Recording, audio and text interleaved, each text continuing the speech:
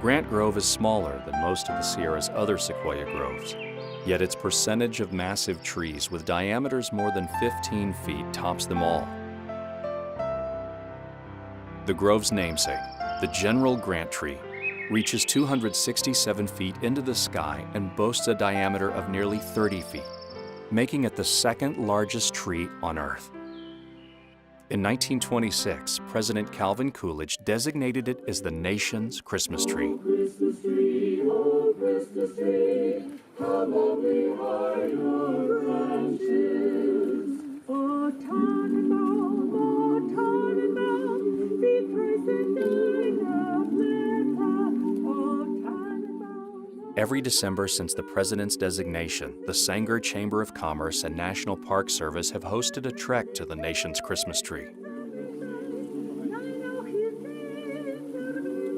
Holiday travelers gather at the tree to sing Christmas carols, listen to speakers, and celebrate the Yuletide.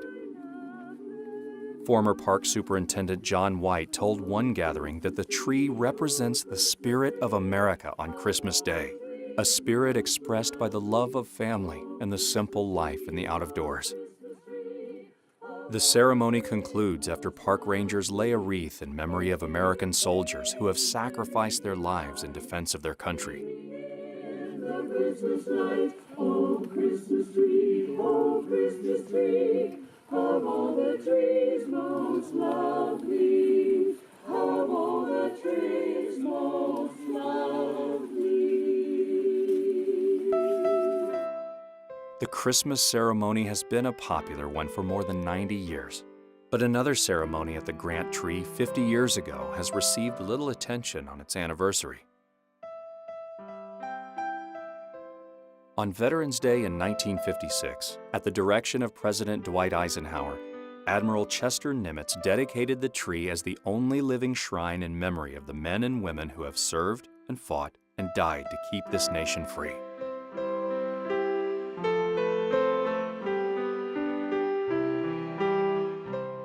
Admiral Nimitz, who commanded Allied forces in the Pacific during World War II, was a popular figure. But the Veterans Day dedication was not to be commemorated again until 2012, when a park ranger and a group of veterans from the American Legion post in the nearby community of Squaw Valley took action to revive it. Since then, the veterans have gathered in Grant Grove on every Veterans Day, where they wait until 11 a.m. to march their flags to the National Shrine. The time is important to these former soldiers because Veterans Day, formerly known as Armistice Day, commemorates the 11th hour on the 11th month and 11th day when the armistice was signed to end World War I.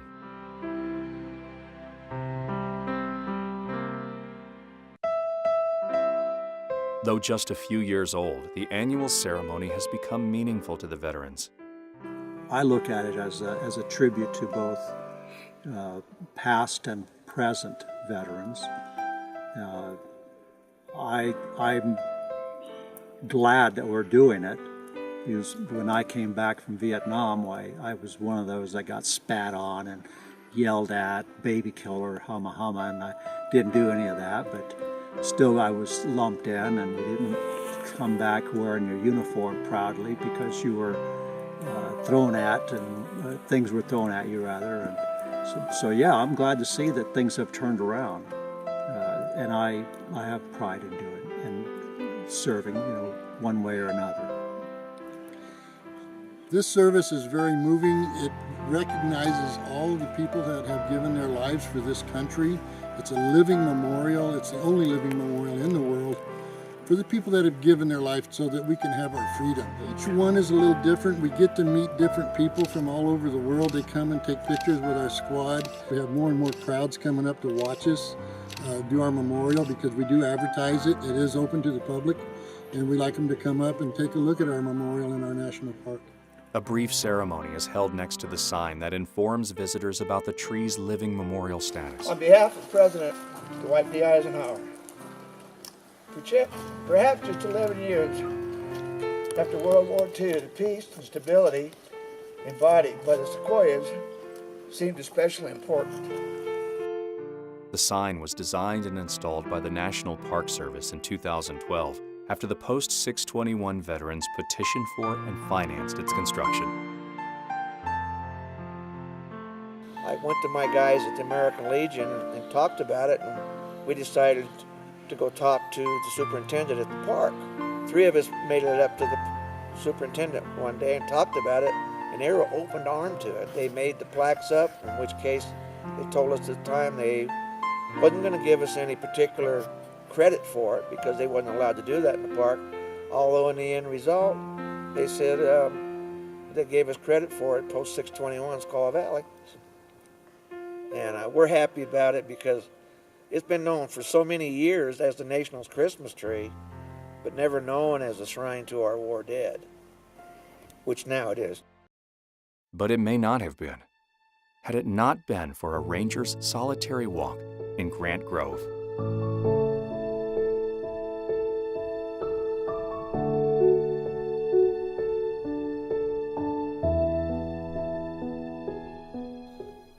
When I was a seasonal ranger, I was asked during the Christmas tree ceremony. At the very end, they put a wreath on the tree for the fallen soldiers, and I was chosen to do that with the superintendent, which was really a super big honor. But I also am a wife.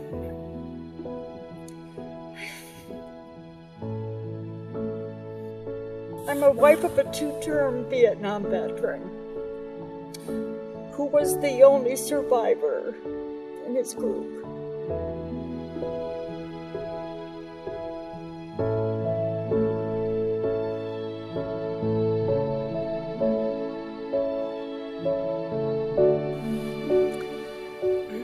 I grew up in that era.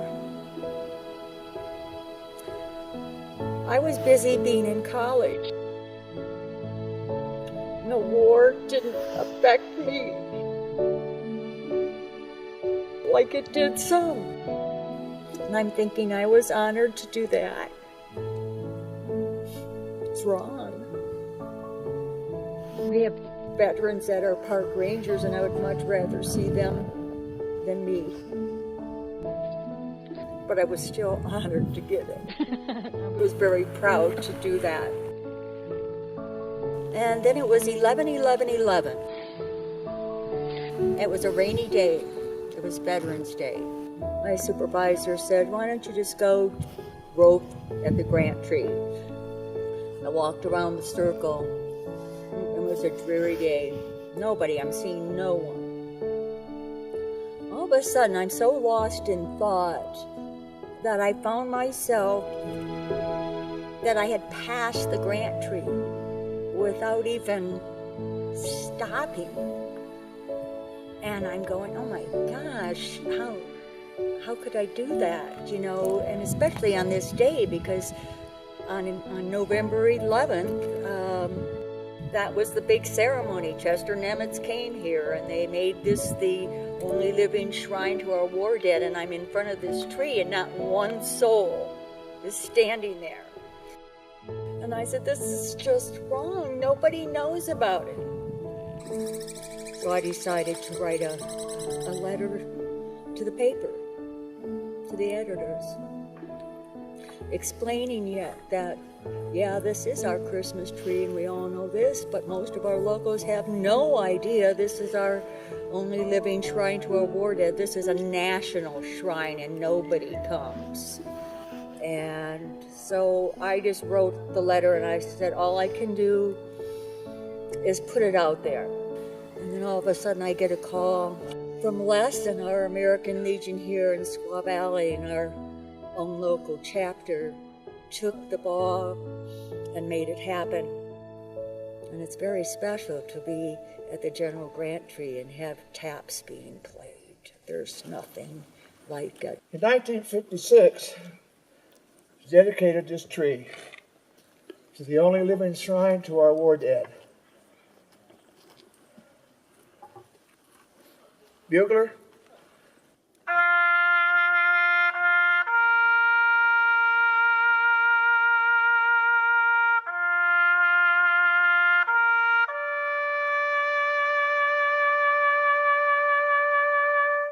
I seldom hear or play taps without tears, because in one of my Korean War deployments, we lost 7 people from my squadron, and after each loss, there was a memorial service, followed by taps, followed by the 7 guns, and I'm sure it affects others in a similar way.